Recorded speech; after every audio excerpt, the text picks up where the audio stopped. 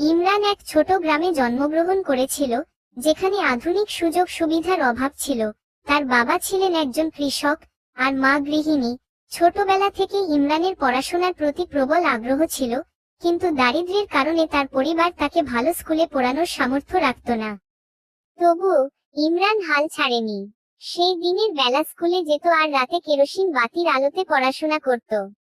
বই কেনার টাকা না থাকায় সে গ্রামের লাইব্রেরি থেকে বই ধার নিয়ে পড়ত।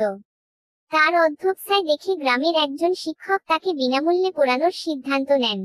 স্কুলের পরীক্ষায় সে বরাবরই প্রথম হতো। এরপর সে বৃত্তি পেয়ে শহরের এক নামকরা কলেজে ভর্তি হয়।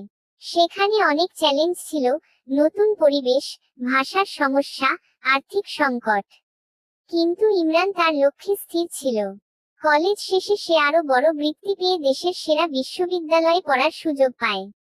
কঠোর পরিশ্রম আর ধৈর্যের ফলে সে সেখান থেকে উচ্চতর ডিগ্রি অর্জন করে এবং পরবর্তীতে একটি আন্তর্জাতিক প্রযুক্তি প্রতিষ্ঠানে চাকরি পায়।